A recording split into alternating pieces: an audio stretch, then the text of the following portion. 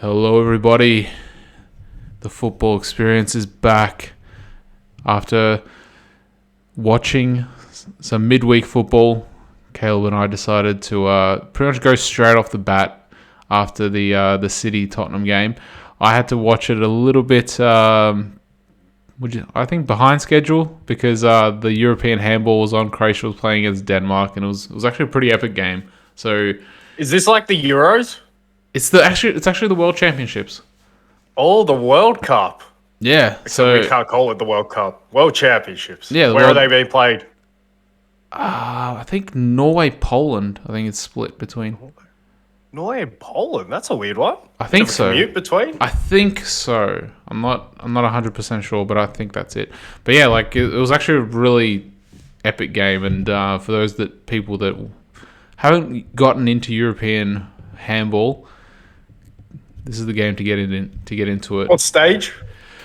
They do it really weirdly. Like they have like two group stages. So they have like one group stage and then like the top two qualify to the next group stage, but you carry over your wins and losses from the first group stage and then you take it into the second one, and then from that you then go into like the knockouts. So they do it a little bit differently to how obviously other tournaments are run. But you know what? Since we're on this topic, let me just fire a quick one at you. In European handball, they have pretty much like what hockey has, where you have like the timeouts for in handball. They because it's a 60-minute match, they have 2-minute timeouts.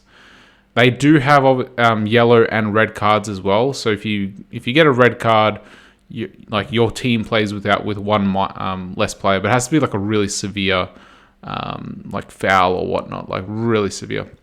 But the timeouts, they're pretty common occurrence. So you're talking about like a sin bin sort of thing, yeah, not like So, not like a basketball timeout, like a rugby sin bin thing where a player gets sent off for a period of time. Yeah, it's 2 minutes standard. What do you think about doing something like that for football?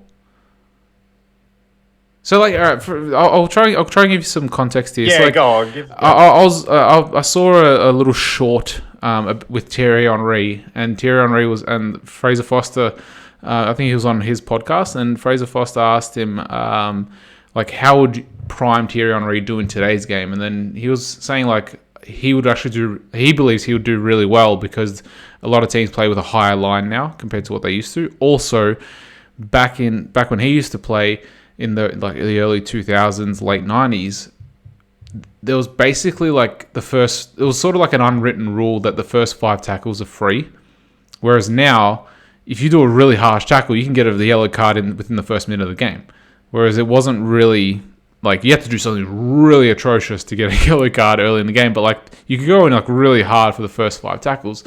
And what about something like that? Like, yeah, you can give a yellow card, but why not put someone in the sin bin? And maybe for football, maybe instead of 2 minutes, you do 5 minutes. Yeah, I think it would have to be longer than 2 minutes. I guess then you could get into talking about what each offence deserves in terms of times, and you could get really nitty-gritty with it. Firstly, surprise, a player from a different era saying that they could do better in today's game. Don't think we've heard that one before, Thierry, but... he sort of played towards our era. Like he retired in 2014, and he was still he was still playing with Barca until 2010 or 2011. He won that Champions League in 2009 with them. Yeah, part of that front three. Yeah. No, I'm not having to go with Thierry Henry's playing resume. It's all-time great stuff, but. I don't know, with this Simbin thing, and the thing, I don't know, I might take us a little bit off track. But like the first thing I think is those sort of orange card offences where I guess we could start looking at it and it's like, all right, like, or I don't know, maybe the double jeopardy thing. Like if you give away a penalty or something and it's a straight red card because you've denied a goal scoring opportunity, maybe you get a power play rather than ruining the game by a sending off and a penalty. But my mind instantly goes to, and it's probably a little off topic, like I said, but the instances where players go down for injury. And we're seeing this a lot more, where players will go down like they've barely been brushed anywhere near the head and they'll go down holding their head for a tactical reason so that they can slow the play down and get everyone organised. And I just think straight away, like, because we're bringing out this thing of timeouts or whatever, I just think straight away, if someone is claiming injury where they need treatment, 7 minutes off the pitch to get checked. Let's penalise this shit and say, look, now it's up to your manager. You can either replace the player because you don't want to play with 10 men for 7 minutes, or he could go and get checked out. And again, I think I've said this before, but again, we can hide behind, oh, we're doing it for player safety. It's for player safety. He says he's so injured that he needs treatment. He needs to be checked out. So I don't know. In terms of timeouts, in terms of something like that, I know it doesn't relate to offences and stuff. But in terms of that, I just think that's something, like, I feel more passionately about that before bringing in any sort of sin bin or anything like that. We need to stop this tactical gamesmanship in that way. It's not part of a game. We've talked ad nauseum about how the game isn't being played for long enough anymore. I think it was 47, 48 minutes in the, what was the game that Arteta was complaining about? Newcastle? But yeah, Newcastle, of course. So yeah, I just think that is a more pressing issue on the game and the spectacle and the entertainment of the game for me than red and yellow cards. Although I do think that sometimes those orange card sort of things or those double jeopardy situations, maybe we could look at them a sin bin situation for that rather than, 10 men for the rest of the game. I don't know. I thought like it was sort of an off the cuff thought. I haven't really put too much thought into it, because obviously you'd need to sort of rewrite the rules and what would constitute a player going off for 5 minutes. Maybe shirt pulling. Shirt pulling. I think that's good. Yeah, no, professional foul in midfield. I don't mind that actually. Like shirt pulling. I know it's an automatic yellow card. To me, that's Miro. Oh. Yeah, like there's no there's no danger in shirt pulling. I think you should be penalized. Maybe 10 minutes for shirt pulling, because usually they do it like on a counter, especially if it's on a counter attack where it's like 3v2 at the back. Like 10 minutes, maybe it would stop players from doing that. Yeah, I actually don't mind that. I don't think it needs to be just shirt pulling. It could be any tactical foul. Yeah. But where you had no intention to play the ball, and I think pretty much nearly anything where you have no intention to play the ball is either dangerous because it's frustration or it's tactical because you want to stop an attack. Yeah, I think maybe like the tackles that are a little bit more dangerous, they constitute yellow and red cards. Yeah, red. Yeah. Even yellow cards, like a tackle may be deemed danger, like how they catch, how you catch someone's ankle. It's like it's not really like you just because they move the ball a little bit too quickly. It's not you're not flying in, but you sort of just stomp on the ankle a little bit. That's generally a yellow card. Something like that, yeah, that gets a yellow card, not a sin bin. But like things that like shirt pulling the player back, things that are non-dangerous. 5 or 10 minute sin bin, I think that would be reasonable. They could definitely trial it in one of these preseason tournaments to see how fans react and how managers react to it, players react as well, and see what the general feel of it is. But I think it's something that should be thought about if FIFA are all about trying to change certain aspects of the game to make it better. I think this could make it better, and obviously add in your player welfare point as well. I don't know where you pulled 7 minutes from. Why not just go for 10, or for head injuries? For head injuries, go 15. For head injuries for sure. I feel like we should be at a place where 10 minutes for a head injury is 15 for a head. I just want it to be a little. Yeah, I just want it to be a little generous. But I don't know why I'm feeling generous, because I'm sick of seeing that bullshit week in, week out. Because I think was the Argentina-Saudi Arabia game where the goalkeeper got smashed, or was that Morocco versus someone? Took forever. There was a Morocco. That was 10 minutes. I think it was. That was 10 minutes on the field. Forever. So they're checking him for 10 minutes for a concussion on the field. So for head injuries, it should be 15 minimum. Well, yeah, and there is a grey area, of course, with goalkeepers because Obviously, I get that, but yeah, head injuries I reckon 15. Then like obviously leg injuries and stuff like that. Yeah, standard 10 minutes or something, maybe even 5. yeah. Yeah, Well, I think we've come to an agreement of how to improve the game and how to stop yeah. Well, some time incremental wasting and steps. We just need the lawmakers to be listening yeah, like actually people that have played the at them. game, not necessarily the highest level, but like who watch the game every week, who've played as well. I think these are all pretty fair points that we're making. Yeah, yeah. I think. Don't get me started on referees and referees' mindsets Oh, and look, how it we is opposed to the morals of football very often. we haven't promised, but we've said that we're gonna do like a whole pod on refereeing. I haven't No, exactly. I don't think people want to hear that. We hear so much about referees. I You could do haven't. the compilation of us complaining about refereeing for the whole season. That'd be a whole pod. Yeah, but I haven't exactly kept like a checklist of all the things that I want to talk about. So like we might be able to say, oh, we can do a whole pod on it, but like we'd have to go off memory and things. I generally want to forget about the bad decisions. However, since it is, I guess, in the news and we have brought up refereeing, and like we'll spend another minute or two on this before we get into the juicy game that we just had. I think FIFA announced that I think the Club World Cup is coming up now in a week or two. I believe they have said that VAR decisions will be publicly announced, like the thought process will be publicly announced in the stadium. I believe then that also constitutes to people watching at home. They'll be able to hear it as well. But it'll be sort of like what they do at the rugby. So you can hear the referees talking and whatnot while the decision is being deliberated. So I think it's a step in the right direction, at least for this. I still think that referees need to come out after the game and have their post-match interviews, just like managers, because managers get absolutely scrutinized, especially after losses. And I think referees should as well. I have no further points to add.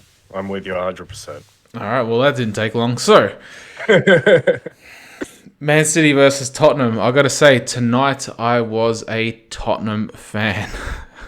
Yeah, go through it because I asked you before the pod. I'll ask you on the pod. How was the roller coaster of the last 2 nights? And your team didn't even play. So I'm interested to get your highs, your lows. What happened?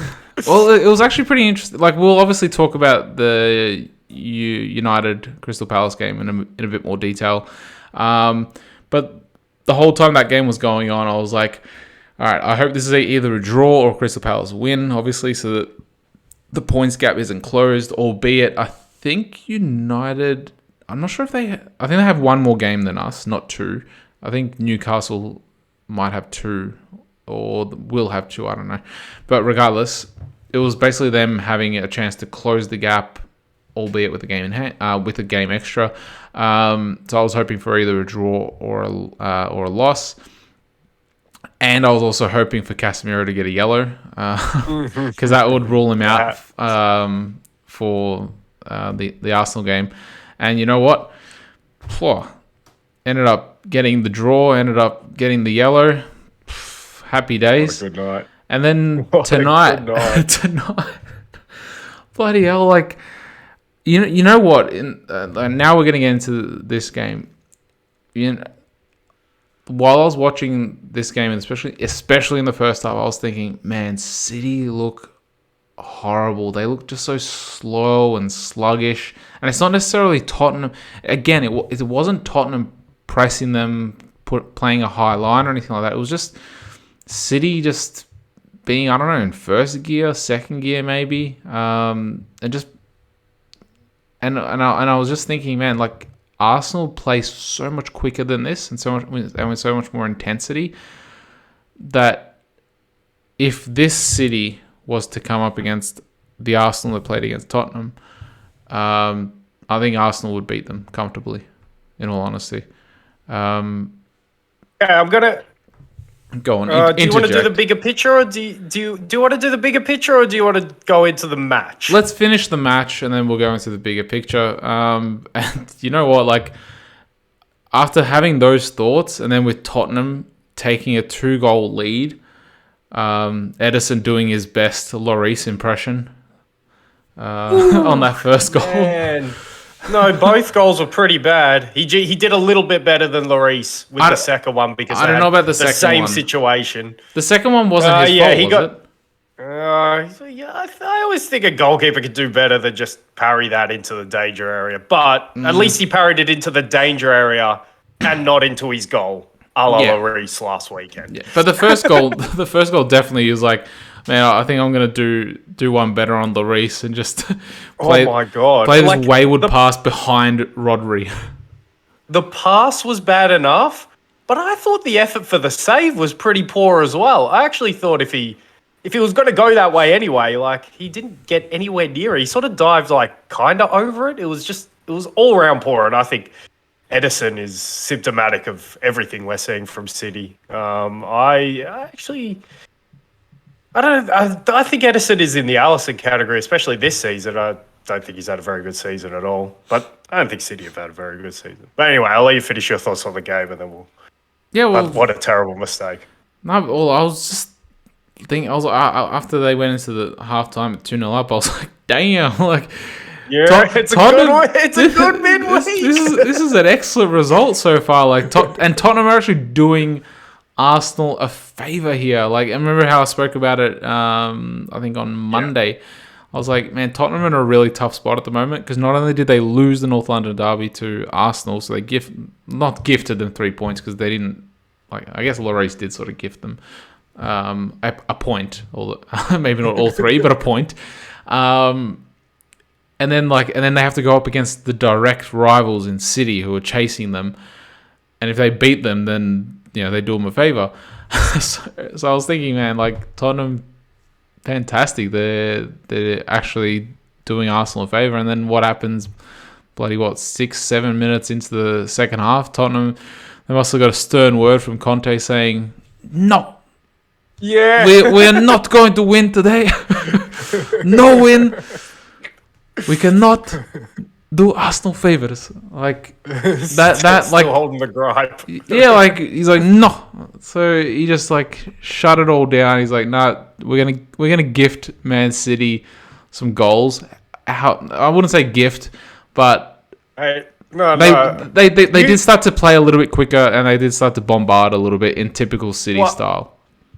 Yeah, okay, and I think that's the point.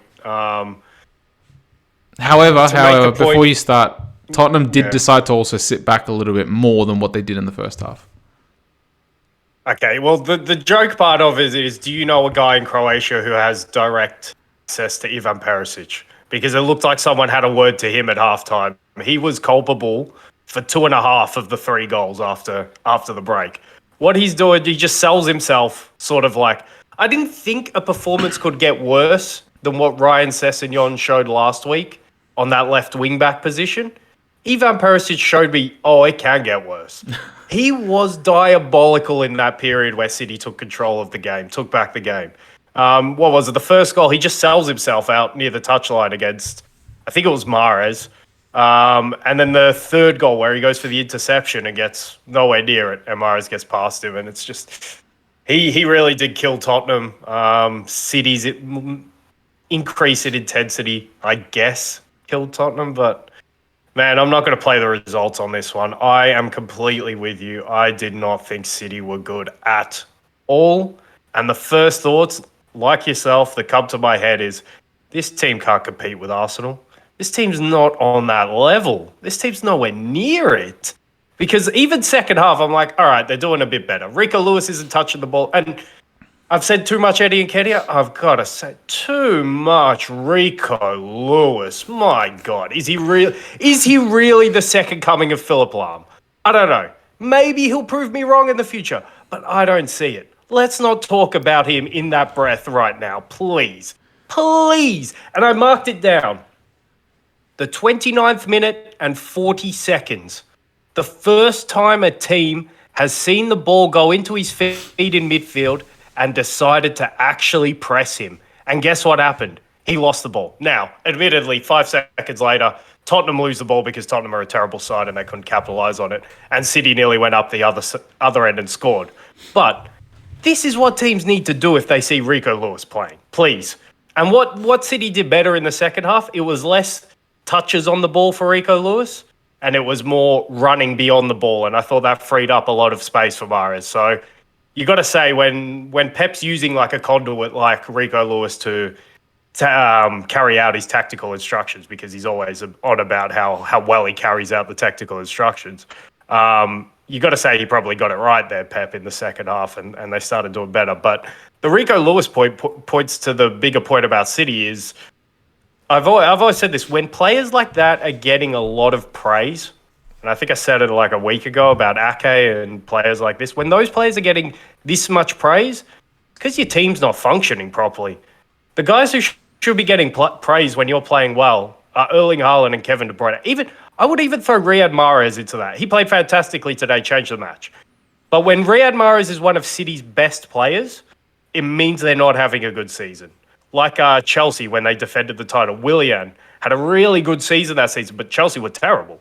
And that's because they need Eden Hazard and they need all their big players around the pitch elsewhere to be good. And when Willian's your only good player a la Riyad Mahrez, Rico Lewis, I think you've got big problems if you're Manchester City. And I know Haaland gets his goal, but again, he was pretty abject in this game. And the confidence thing for Haaland. And I guess on the Haaland point, it's just, we were saying that the whole time, he's got a World Cup break coming up as well. He's going to come back rejuvenated.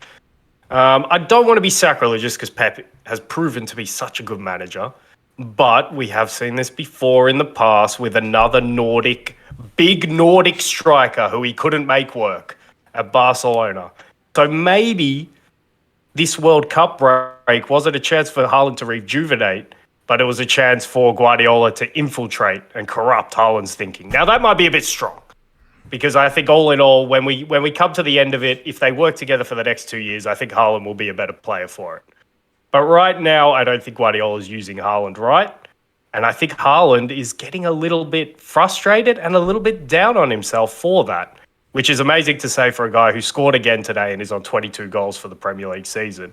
But this isn't the same Haaland and this isn't the same City as we saw early in the season. And I'm interested to get your take on why you think that might be. I'm not sure what the actual reason behind it is, because like in today's game, we didn't have Cancelo, we didn't have Walker, we didn't have De Bruyne. Okay, on that point, can we point to the World Cup? Is there a World Cup hangover? I was thinking about that, and like how some teams look like they are actually worse post World Cup. But then, for instance, you had so what would the reason behind that be? So if you look at City, it was only Alvarez that made it really deep into the World Cup, right? Was there anyone else? Well, what I was Portugal made it to the quarters. I thought that end is, yeah, it is pretty much, because this is what I was thinking. Who came back in a better frame of mind from the World Cup for Manchester City? That was more my point, rather than the actual fatigue on the legs. Because when I thought about it, I'm thinking, all right, yeah, to your point, not many of them went that deep. I think quarters, for the most part, was how far players made it, apart from, of course, Alvarez, who isn't a nailed-on starter anyway. But then you think about the players who didn't make it. Kevin De Bruyne failed at the World Cup, miserably as well. Ilkay Gundogan failed at the World Cup, pretty miserably with Germany as well. Rodri for Spain failed at the World Cup. I know his players said it, but it's not his fault. I'm not blaming these players in particular, but they failed with their team. João Cancelo was being dropped and Portugal failed. Ruben Diaz failed with Portugal. These players have all come back with a poorer mindset, I think, and maybe we're just seeing the effects of that mentality as they get over this hangover. Or again, maybe it's something much worse than that, much like the Liverpool malaise that we're seeing from just competing for so long. Because I always talk about that Golden State thing. I was talking about at the start of the season about when they added Kevin Durant to what was already an awesome team, and it was just overpowering. But we mustn't remember what happened in the second and third seasons of that Golden State team as well. I know they won the title and then they made it to the finals in those 2 years, but then there started becoming the discontent between the players, between the team, the lack of effort on defense, all of these things. And I think we've seen a condensed version of it with City because I don't know, I can't point to why that is but we've seen a condensed version within a season almost. But again, it will be interesting to see, is this just a World Cup hangover as well? So I'm still sitting on the fence, but I am not impressed with Manchester City. Sorry to cut you off. No, I think it's because like if you contrast that with some like with for instance like Arsenal, they've come back even better post World Cup, and what Saliba wasn't playing at all for France. Jesus, well, we don't know because he's injured, but he didn't play for Brazil really.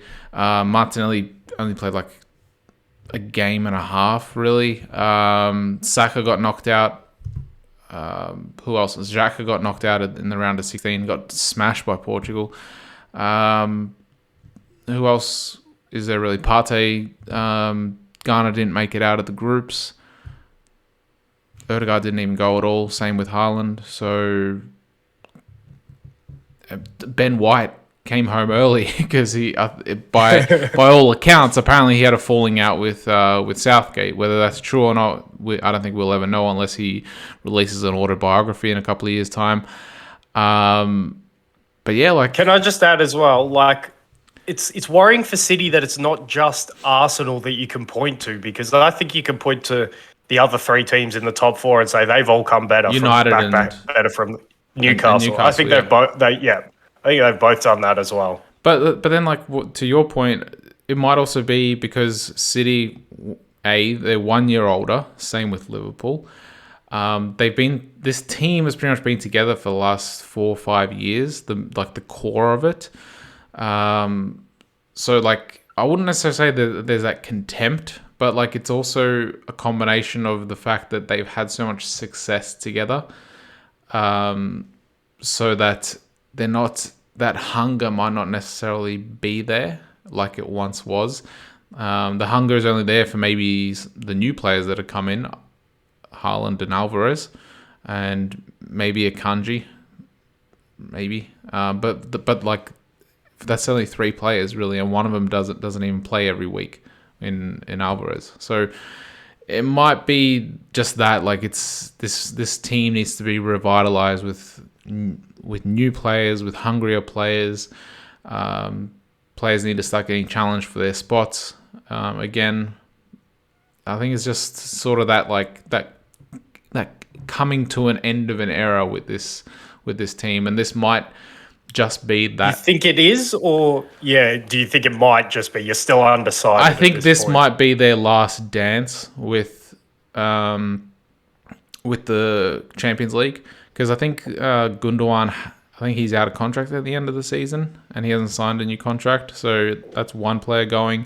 I think there might be other players that are maybe have a year left or are coming to the end of their contract at the end of the season as well. So it's going to be, I think there's going to be a lot of outgoings at the end of this season with City, especially if they don't win anything at all as well. Which that's looking more and more possible. And that's another thing. I was thinking, this City team isn't winning the Champions League. Like this City team that played today, especially the City team that played in the first half. This is a good question. Okay, so on the match, I think I could agree with that statement that what we've seen in recent games, City are not winning the Champions League, and that goes into the tactical deficiencies, which seems odd to say about a Pep Guardiola team, but I think this team tactically is wrong, is for me, but it's maybe, like I suggested, Pep's process, and he doesn't want to go away from that, even though it will probably utilize his star man's strengths better if they were maybe a more direct team, although maybe he doesn't trust the ability of the rest of that team, as you're talking about, who may be coming to the end of a cycle, to run and win second balls and play off more direct football. I thought it was interesting, just on a side note about the game again, but he almost tried to trick us today. He said, "Oh, look at this team sheet. It's a 4-4-2. It's got Alvarez and Haaland up front. No, it was exactly the same shit you've been playing in the last weeks. He plays the three at the back and then the sort of box midfield and Haaland and then the sort of wing backs either side. Exactly what he's been playing and failing with as well, because I think the first time I really noticed that it was regimented in this structure was at Anfield against Liverpool. And I thought, okay, maybe I can understand it for the personnel he has. I still don't think it's the best way City play football. And it's interesting because this goes back to the point, what was happening at the start of the season where they actually looked like a good team? Because at the start of the season, let's not trick anyone. We were saying City should be probably the champions. They're overpowering. They're going to win this league at a canter. Look at the star man up front. He's scoring hat-tricks all these goals. Yeah. So we're not trying to trick anyone. We were saying that at the start of the season. And we're not saying that we knew all along that City would be this team. But as we've always said, when facts change, opinions change. So our opinion is changing gradually and drastically, maybe even on this City team. But what I thought they were doing at the start of the season was it looked like the possessional shape that they're playing now. I get that. But I think it was timed better and had more dynamic movement. So Kyle Walker wouldn't be regimented as a central midfielder next to Rodri in the system. He would play more right back. And then when the ball went to the other side, maybe he'll tuck in and play next to Rodri. But it wasn't, for the most part, he was more of a right back. He wasn't this guy who came inside and then Stones would go all the way nearly to the touchline as a wide centre back. And Ake all the way to the touchline as a wide centre back. It was more, everyone stayed in the middle, much more like Arsenal. Like I keep saying, this Arsenal team looks like how City should be playing for me. It was much more compact in the middle. Cancelo would tuck in, Walker would tuck in, but they'd still play as left and right backs and give themselves angles to play forward. Now those angles are gone when you've got Ake and Stones playing as your wide players. Not only that, but you've put worse ball players in those positions. So when they look to play forward, they're playing straight balls into Mahrez. I saw it like 3 or 4 times in the first half. It's a straight ball from Stones into Mahrez. Mahrez can't do anything because his back is to goal. So he gets squeezed out and then they go again around the other side because it's easy. But they're not creating any rotations. They're not moving the opposition out of position. They're not giving the ball to their attacking players in the best position for them to succeed because the angles are all wrong and the players are all wrong in this system. So I think it's just become so much more regimented in this 3 at the back, whereas before it was more fluid. And what Walker was doing was moving inside to that midfield to open up space for De Bruyne to pick up the ball in those pockets behind him, or open up the space to Mahrez to get the ball to feet, and then De Bruyne could make runs off him.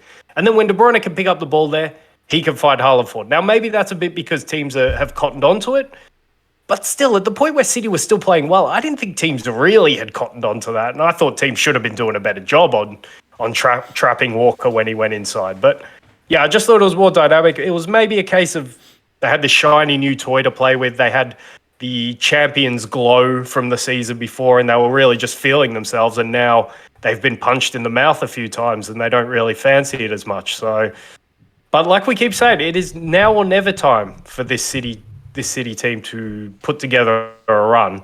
And if you have any points on what I've just said, just I guess start with. But I got a question for you off the back of that as well, in terms of they need to make the run. But do you have anything to add on that? Don't have anything to add on that. But like your point on them being a lot more fluid, I think that's quite easy to see, and them being a lot more sharp as well.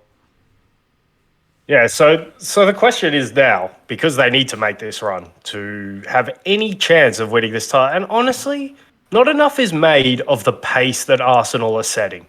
Because I think a lot of people are still expecting, all right, City, we've seen them to do it before. They can do it again. This is still the same City team. They've added Erling Haaland. I think people are getting off that a little bit from what they've seen, but still, like maybe the second half of this game is a catalyst for people to be like, all right, maybe that's the spark they needed to start this run. But they are coming to a point because of the pace that Arsenal are setting. And I don't think that gets talked about enough, that Arsenal just got to start losing. Like, they've played a half of the season and they've lost 1 game. Are they going to lose 4 games in the second half of the season? I don't think so. City have already lost 3 or 4. I think it's 3 to this point. Newcastle have still only lost 1. They've done fantastically themselves. But yeah, I don't see Arsenal all of a sudden losing 4 games in the second half of the season.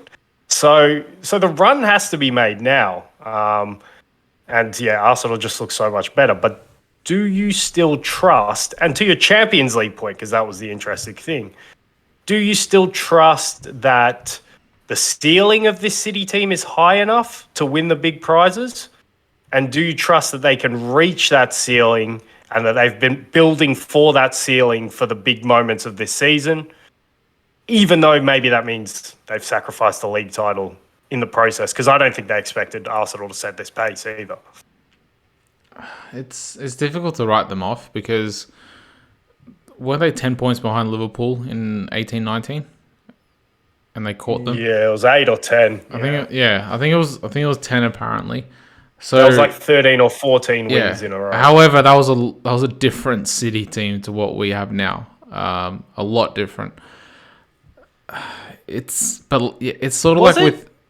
with Like I know in terms of personnel, but I'm talking about overall mood of the place. Remember, they had just come off the Centurion season, so there could have been an excuse for them to slack it off a bit. yeah, but the team was still relatively fresh together. Like, because that was only Pep's third year.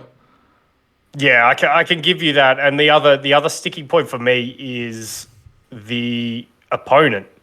Not just maybe the personnel or the mood, but the opponent has changed as well. I think, remember, it's been 5 seasons of Liverpool and City just looking at each other in the eyeballs. And that's no longer the case. Liverpool are nowhere near the equation. But you know how, like, 2 weeks ago, I was still saying Liverpool make the top 4, and this was before they lost to Brentford. Yeah. Take your pick, Brentford or Brighton. It doesn't matter. I think it was Brentford. It was the midweek game. But it's still difficult to write because they've had so much success in the past. They have that winning mentality. They have fantastic players still. It's still hard to write them off, even though they're currently 5 points behind with a game extra. But yeah, it's difficult to write them off unless they might be sacrificing the league. Yeah, sorry, I was going to say, is this for Champions League or League? For the league. What's hard to write them off? Yeah, it is somewhat hard, but it's becoming easier. The more I see of Arsenal and the more I see of City, it's becoming a hell of a lot easier to write them off. Speaking of the pace that Arsenal's setting, if they beat United this weekend, they're on pace to achieve Centurions. Yeah, I know. Yeah. I know. That's what's not been made enough of. Yeah, it's crazy. It's crazy that even happened once, and now it's crazy to see a team be on that pace again. Yeah, and I don't know if they'll get there, but they're scoring pretty much the same amount of goals that City have scored. I think City have scored now 8 more or something like that, or 10 more before today's game. But they've conceded less than what City have conceded. Yeah, the defense has been fantastic. The defensive structure, them tactically, I think they've been well worth the lead. It's pretty easy to see for me. Yeah, I think people still can't believe where they are. Even at the start of the season, I was still saying guaranteed top 4, so third. I know fourth now is guaranteed because you don't need to go through the playoffs, but like third because you're not battling for that 4th spot, but like you have actually secured the third, and you're not, and sort of like Chelsea last year where it's like, well, they're going to get third and they don't have to battle for that last spot. So it's a battle between it was West Ham, Arsenal, and Tottenham. I expected third to be secured by Arsenal this season, and then next season challenge for the title. But they're similar to Manchester United. They're a little bit ahead of schedule in terms of their development, just because of the season that they're having this season. Definitely, definitely ahead of development. Yeah, no one could have said this. And just a side note on City, but like maybe a bit bigger picture thing. But City, I think epitomised this. When is the point of, if this is a World Cup hangover? When are we gonna? Because I figured it might be a World Cup hangover. Teams might be pacing themselves. For the Champions League, the big teams, they might be pacing themselves. But I don't know. The more I see, the less convinced I am of that theory. You can't, as a big team, you can't throw away any games. So, like, you can't be throwing away things in the league just because you need to focus on the Champions League. You need to focus everywhere. So, the more and more I see, the more I'm starting to ask the question, when are the reputable, the guys with the big reputation, when are those players going to be good again? Because I think we've seen so many players who we'd expect. Like, all right, listen to the first team that I chose from last season, who and some of the players in there. Allison in goal, nowhere near that level. Did not make any. Wasn't even on the short list for any of the three teams that we did or that I did in the midpoint of the season. Virgil van Dijk, the same. João Cancelo, the same. Theo Hernandez, he got in first team again by default. And because maybe I'm a bit biased, I love him. But he's not having a great season this season. Casemiro is the only one doing himself justice from here. And maybe De Bruyne for his early season exploits, but he's fallen off a little bit recently. Benzema, of course, was up front. He's been injured all season. Mo Salah was in the first team. So, like, you look at these names. Ruben Diaz was second team. Trent and Robertson were second team. Son was second team last year.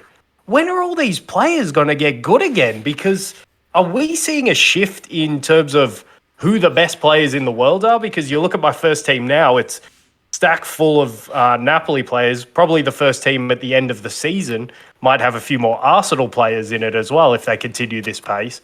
So are we just seeing a shift in who the good players are? Are we seeing an anomaly of a season due to the World Cup and other factors? I'm having a lot of questions about this, and the more as the weeks go by, I'm just asking, all right, was that the end for a lot of these like top level players like Kevin De Bruyne, the wrong side of 30?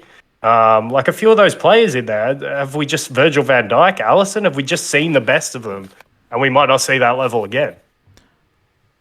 Well, it's probably a combination of the fact that, it's just, I think it's more father time. That's probably the biggest factor here because you look There's a few players though you could go against that. Like João Cancelo is not past it. Age-wise. That's an anomaly. But like it could be the fact that it's a World Cup year, and it also could be because father time as well. Because if I take I know I keep going to Arsenal, but they're having a fantastic season. They are the second most relevant team right now. In terms of eliteness, so it's fair. But if you look at their team, like Saka, he's turning 22 in September. So end of the year, he's turning 22. So he's still 21. I think Martinelli's still 21 as well. Odegaard's 22, I believe. Like a lot of those players are 21, 22, 23, 24. And the season that they had last season, they fell short because of that sort of inexperience. But now they're a year older than what they were last season. So, and all the other players as well, they're a year older. And for people that are older than 30, it starts to get a little bit more taxing on your body. Like slowly but surely. Okay. Is that football always? Yes, I guess especially once you considerably get past 30, of course it becomes more taxing, especially back in the old days when they didn't have the access to what we know now and what we have access to now in terms of that. Okay, I concede that. But in recent years, I think that even midfielders, even strikers can have a really good effect around 30, 31, 32. You might even say it's not, maybe for a lot of those really good players, it's not their peak, but it's their mental peak where their legs can still do enough and their mind has learned so much that they can play in it. So maybe you have two different peaks. You have physical peak and then you have like just overall complete player peak. It's probably something like a mountain. Yeah. Like you reach this side at the top at 27. 26, 27, and then you're on the top 28, 29, and then you start going towards the other side 30, 31. but you're still sort of at the top. It's You might just that you might it's even that bit. plateau like a Luka Modric or someone who's plateaued forever. He's just stuck at the top. Can't get down. But I would say for like the last 10 years that my assumption has always been, all right, a player who's 31, 32 should still, if they've been a really good player, they should still be a really good player. I would say when you start hitting 33, 34, then I can start to accept the age thing a bit more. Obviously, everyone's different for injuries and whatnot. But yeah, I just think, and we've talked about this a lot as well, about how this new generation is exceptional. But do you think football, especially the club level, has sort of is or has shifted to a level where, especially brought on by Pep and Klopp in recent years, where the intensity is so important that, to your point, football is just no country for old men anymore. It's just you can't be old. You can't be old age-wise, chronologically, but you also can't be old in terms of the miles you've already put on your leg. You need to be hungry. You need to be fresh. We saw it with Manchester United against Man City. I thought the main reason Man United won that game was because they were hungrier in terms of their overall cycle, where they are in their development as a team together is on the up, whereas City are not on the up. They don't have that hunger anymore. So the more I see it, especially in recent years, like I said, maybe brought on about by Klopp and Guardiola in this rivalry, but the intensity, it's always been important, but it's been ratcheted up. And now it looks like those 22, 23-year-olds who we have an unbelievable generation of. Is that a coincidence, or is that because football is optimally played by players of that age right now? I don't know. There's a lot of big picture questions that are coming from this season. And then we could just turn around and everything's sort of back to normal next year, and we could just say, oh, it's just because of the World Cup. So I don't know where to stand yet. Who knows? We can only really tell next season about this theory, whether it was the World Cup or that sort of shifting of play styles. Because it seems now every team wants to play high intensity, high line, high press. Same way that 10 years ago every team wanted to play tiki-taka. Yeah, good point. And maybe we don't, just to sort of wrap a bow on this whole thing, maybe we don't need to wait until next season. I think we'll have a good look when the Champions League resumes, and we'll see if theories about focus maybe were right or wrong on that. You know what? Like, just a counterpoint to the players saving themselves for the Champions League or whatnot. We're in January. Champions League doesn't start till mid-February. So why are you sacrificing January games by not playing a higher intensity now, or like at a higher level, and then why is the drop off not in February, in 3 to 4 weeks time, once Champions League actually restarts again and Europa League restarts again? So why are they not firing now, so that by the time February rolls around, they're actually firing on all cylinders and sprinting? So like now's the sort of the run up, and then February is the actual sprint. Yeah, I don't know if because I watch or I follow the NBA, maybe that thinking has infiltrated football. But yeah, the more I think of it, I just think when you're a big club, like I said before, you can't waste games. You can't waste any games. You've got to go out and win every single game you go out there to play. When you're the club and you're a player, play it at this level for clubs of that level. In the league, there's no time off, and yeah, definitely the Champions League. So the more I think that one through, I think that no one's really saving themselves. I think teams are just playing badly. So I'll be interested to see if they can start to play well again soon. Then you can maybe point to a World Cup hangover more than anything. And if they don't, I'm going to have a lot of questions of where football is and where it's going. Or maybe I'll have my answers, in fact. Well, before we just move on to the next topic, I did point out last pod, against United, De Bruyne does look a little bit off the pace and a little bit slower, and he may have had a burger or two too many with Eden Hazard while he was away with Belgium. And they do that sponsorship for Macca's, don't they? Eden Hazard on the but yeah, like They do that crappy like football sort of based ad where like De Bruyne crosses in a burger and then Hazard just like as he's leaping he just chomps down on it or heads it into the goal. No, he chopped. I No, don't want to shame him. he I think heads he it chopped down on it. I think he wants that burger. No, he it might be the he heads fastest it. we've seen it. He heads it to Luis Suarez to chop on it. One bite, it's done. But like, I also this week apparently there was like some story that like something he missed training as well because of something going on in his personal life, whatever it may be. So who knows what's going on, man? At the end of the day, these guys, like, although they're elite athletes, they're humans at the end of the day. And if things aren't right at the home, it can affect what's happening on the field as well. Yeah, we're not privy to that, but I just want to say I'm not co-signing what you've just said about De Bruyne. I'm not there with you on that. I think we saw at the start of the season how good he can be. Yeah, but like I said, he just seems a little bit slow. Yeah, we saw the moment he created in the derby as well. And if City don't capitulate for 5 minutes, that's the moment that wins the game. So yeah, I'm not quite there with you, but yeah, like the whole overall picture, it would. If he can't get back to those performances he showed early season, where I had him in the top 5 players in the world, then yeah, City aren't winning the champion. Well, I don't know. I can't say that because not many other big teams are doing that great except for Napoli.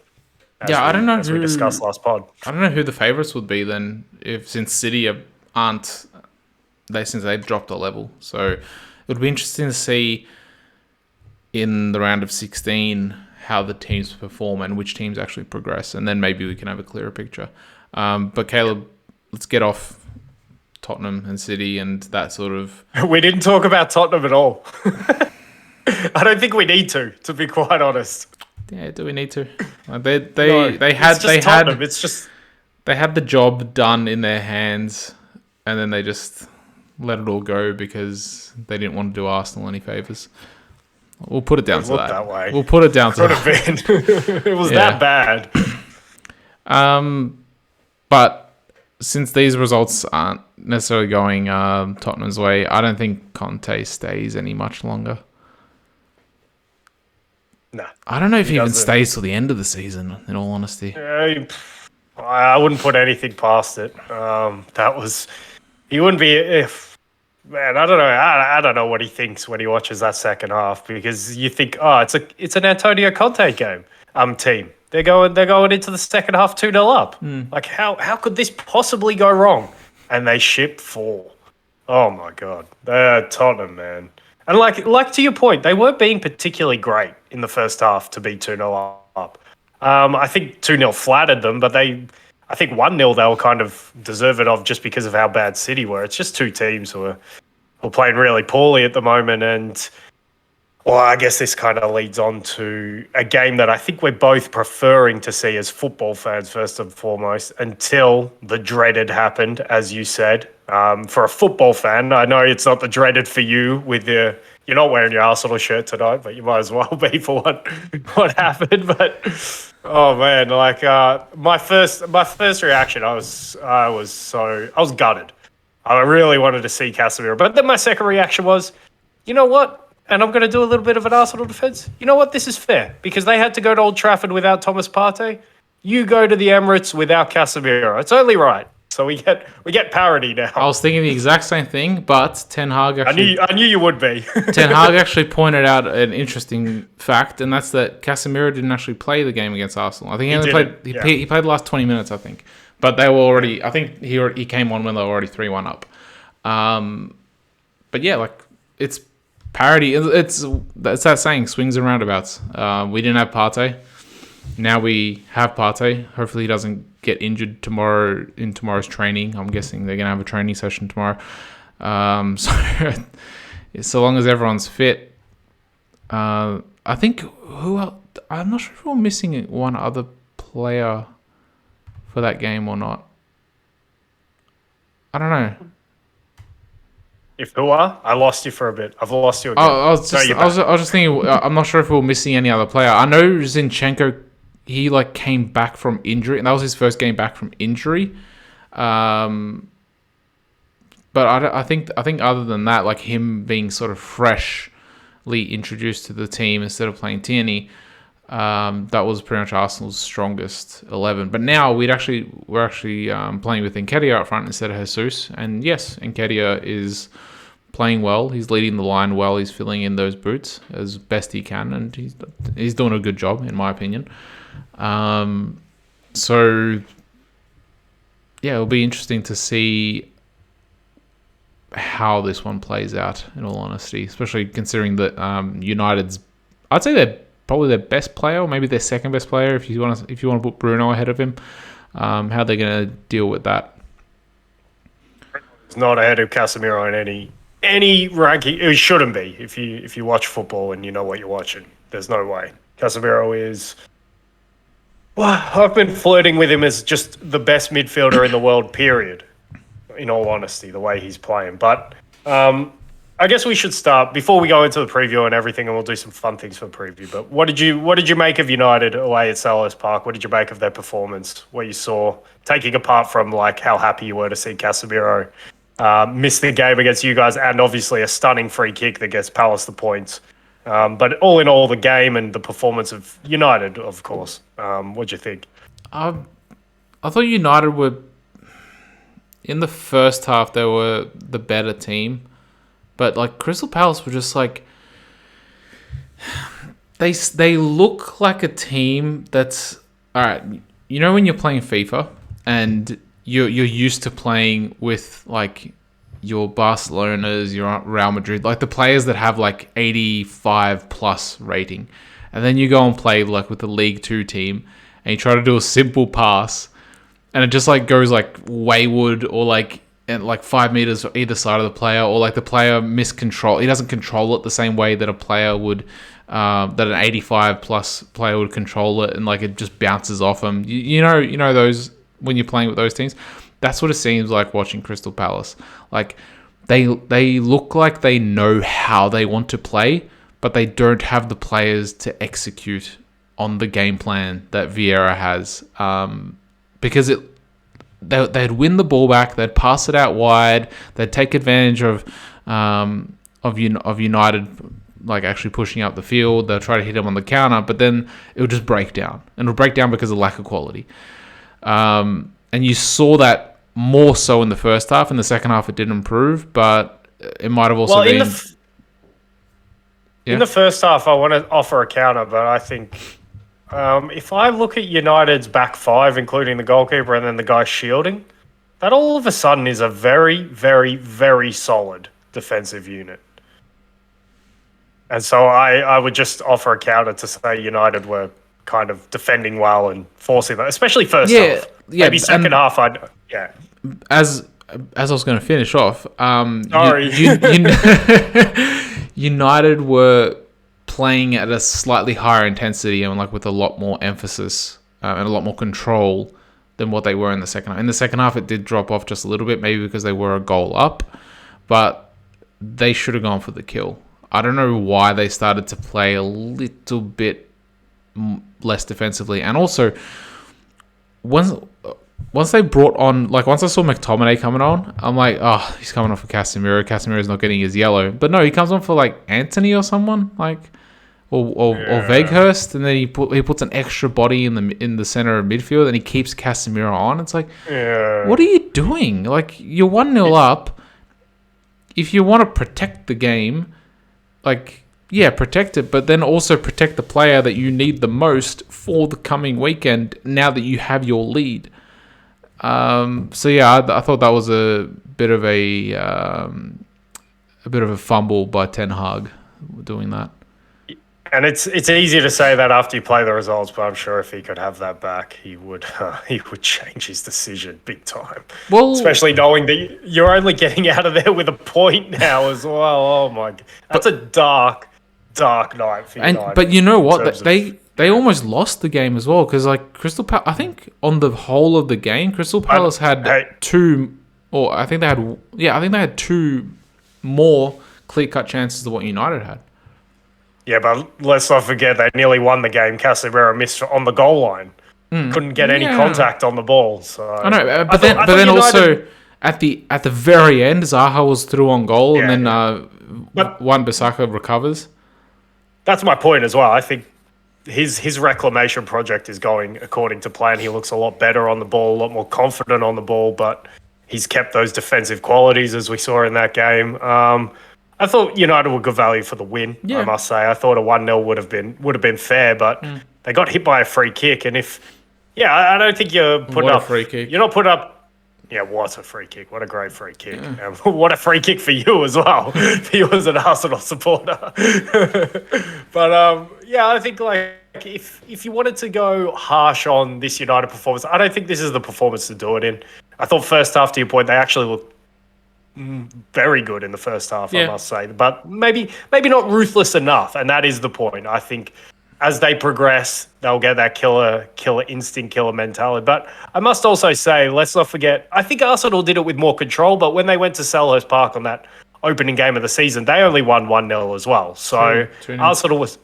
Oh, did they add it? They added a second in the I think last Saka minutes, got didn't that. He got that second goal. It was similar. I think it took a deflection off Gahey or someone. Yeah. Yeah.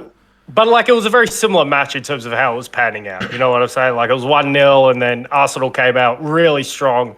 And then I think Palace, they are a bit of a second half team. They make you defend a bit more, especially at home. So yeah, for me, this is the game to pick holes in what United were doing. And the question I was going to have, and I'll still have, is like, which Manchester team would you prefer to be playing this weekend? City. Yeah. I think that says it all. Yeah. Now, all right, let's factor in the Casemiro absence though. Still City. Yeah. Yeah.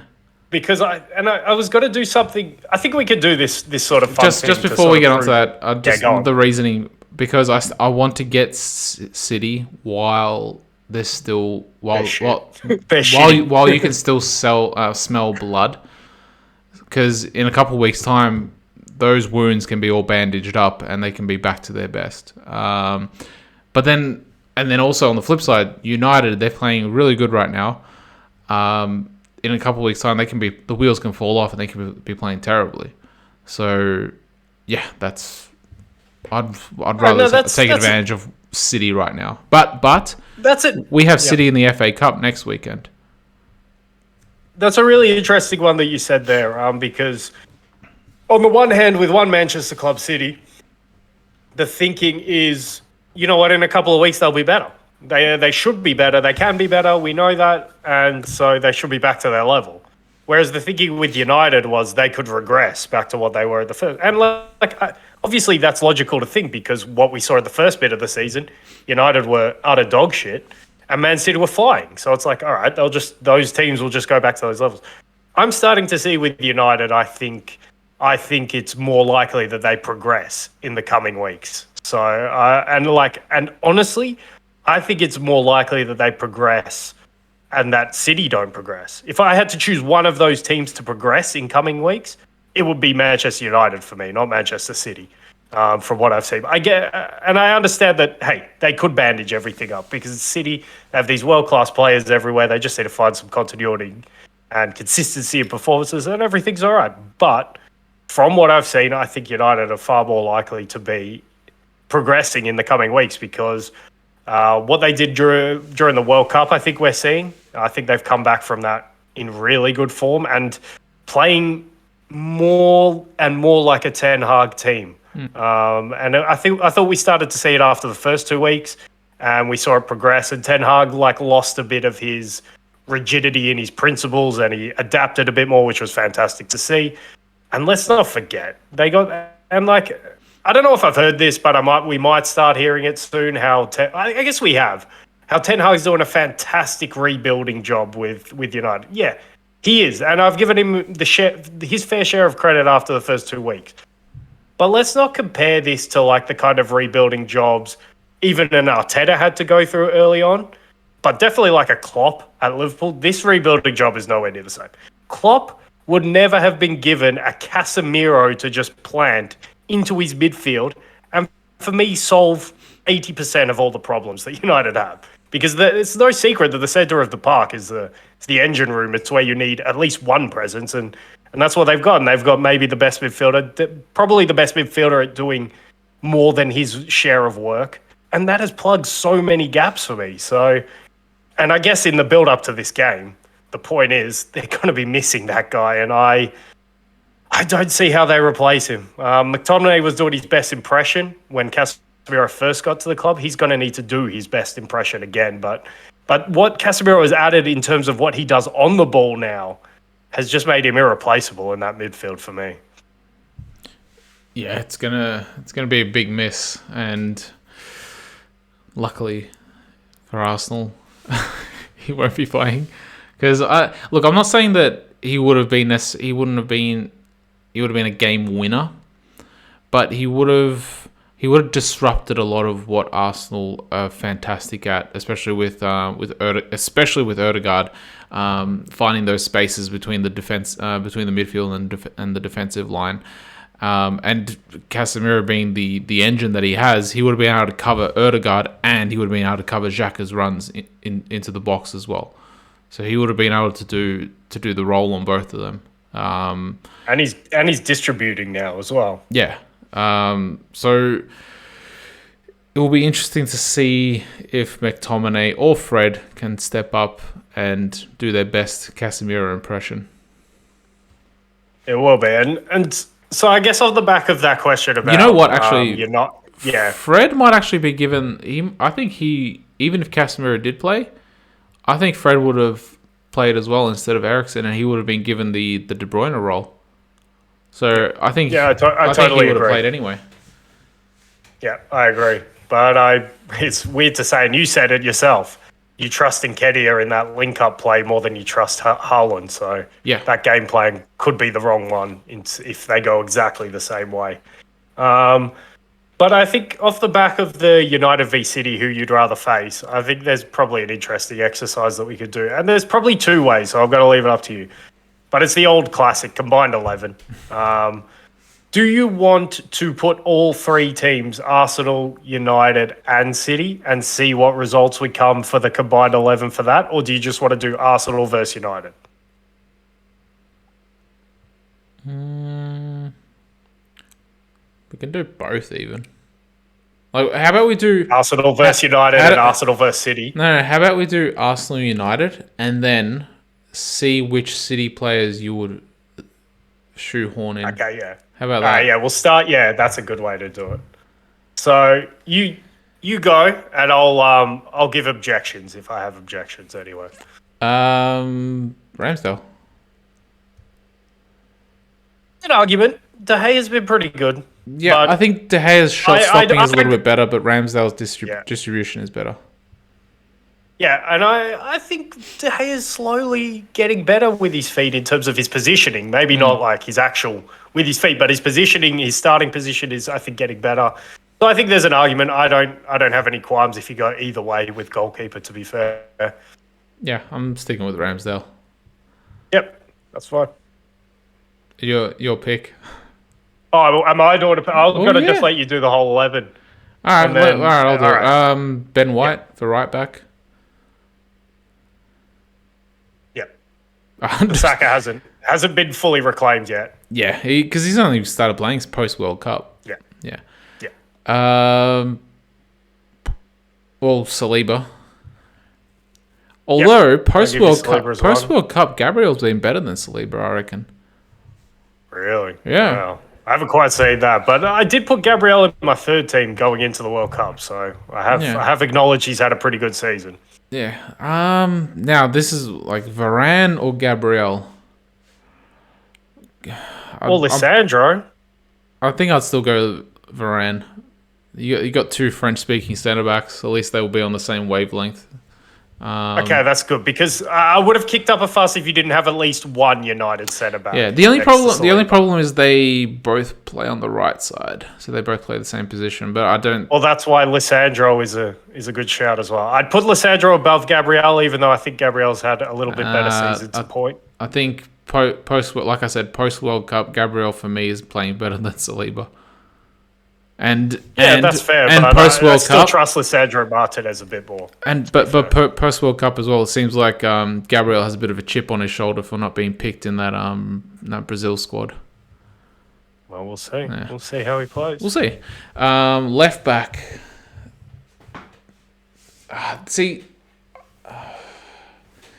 I'm still not 100% sold on Zinchenko making these combined teams just because he's sort of in and out of the team because of injuries more so than on the way that he's playing. I know that he's played the last 2 games in a row, maybe even the last 3. I can't remember now.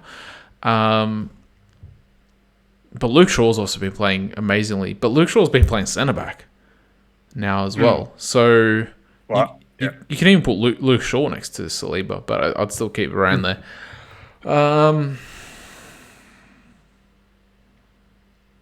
I think I'd still go with Zinchenko just to keep the. If I want to say, if I'm talking about functionality and the way that the team has to play, I'd still go with Zinchenko. Fair, but he is very niche to your point. So I'd still go Luke Shaw. I think the way he's come back since his injury, just going into the World Cup, playing his way back into form for the World Cup, played pretty well at the World Cup, and the way he's come back after the World Cup, I think Luke Shaw has actually been fantastic since he's come back. Yeah, so I think it just depends how you want to play. Because this comes down to style of how you want your team to play, rather than because both players are fantastic and have been playing fantastic. So yeah, it just really depends on how you want to play. Because Luke Shaw can do a lot of what they overlap on a lot of things, but then not a lot of things they don't overlap. Yeah. Whereas Tierney and Zinchenko don't overlap at all. Almost, they're like 2 completely different left backs. So it just depends how you want to go. So in terms of the back 5, we have 2 like sort of split decisions. I think in goalkeeper and left back, we have 1 of each for the centre backs, and then we have a no contest at right back with Ben White so far. So go through that midfield. What are we playing, like 4-3-3, 2 holding? Both these teams play similar ways. You can't not put Casemiro and you can't not put Partey in. See, that's interesting. Now, do they get pitted up against each other and you have another split decision and then it's between Xhaka and Eriksen? That's the other thing. Like, put both of them in? How do you keep Xhaka out of this team as well? I don't think you have to. I think we have to choose, because I don't think a midfield of Casemiro and Partey is... It's like rock solid. It might work, but like they do the same things, really. They do. I think you got to choose between them, and I think it's pretty obvious that's a split decision. These two might be the most important midfielders in all of Europe at the moment to their teams. In all honesty, that's actually a really difficult decision because I couldn't make it. I don't want to make it. If you take Partey out of Arsenal and you put Casemiro in, they'd function exactly the same. And the same goes for United, putting Partey in and taking Casemiro out. So, like they can both play the same way that the team needs them to play. Definite split decision. In all honesty, I'm thinking maybe because of like the skill level is like the same. The way they play is almost like everything is like a match. You know how with boxing fights, they do tail the tape and they go like height, age, and all that. Like I'd probably only go with Partey. Only his age is in his favor, really. And I think they're around the same age. I think it's only a year between them. Hang on. Partey's 30, isn't he? I think he's younger. Let's have a look. But I think that's about as much of a split decision as you could possibly get in terms of their influence. No, he's 20. He's 29. Okay, yeah, so 2 years. I think a year or two between them. Yeah, he's a 93. I think Casemiro, I don't know if he's 92 or 91. Let's have a look. But yeah, I think if you had to push me, I'd go Casemiro just for experience because he's done this season in, season out now for a while. But split decision, that one's easy as a split decision. Yeah, I don't really know. Yeah, and it's only a year difference between the two. Casemiro's turning 31 next month. There you go.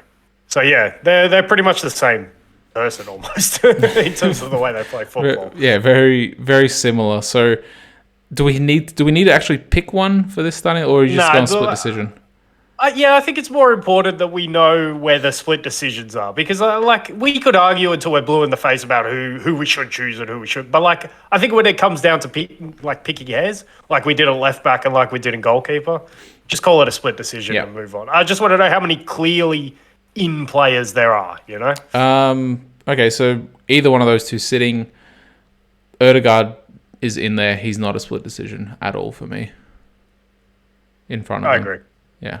I agree. Bruno hasn't been as good as Ødegaard. But even if you want to go split decision, you go Bruno Xhaka for split decision.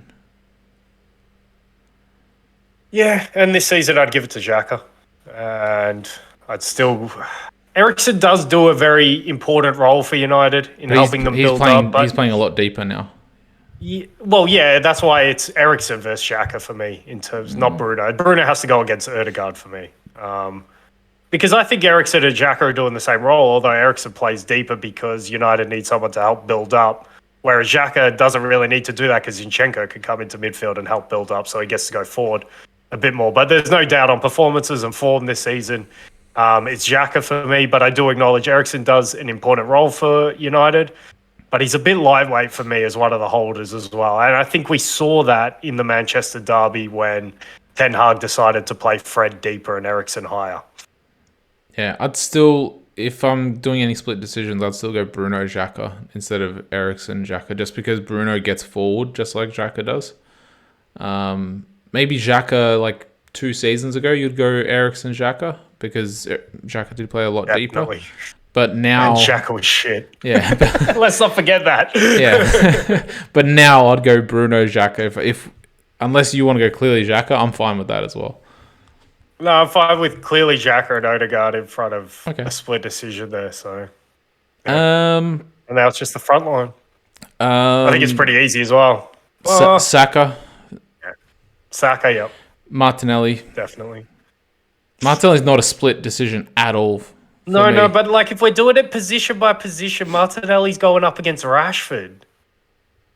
I think I'd put Rashford. Because especially on form, Rashford is the second most reason behind Casemiro why United are doing what they're doing at the moment. I'm still going Martinelli over Rashford. I can't agree with you on that. So I just want that to be noted on the record. I don't agree with that decision if it's Martinelli over Rashford on form. Because if you did this like 2 months ago, I would have said 100% because Marcus Rashford was not worth anywhere near what he was getting paid. But what he's done probably more than 2 months ago, but what he's done recently has been pretty fantastic.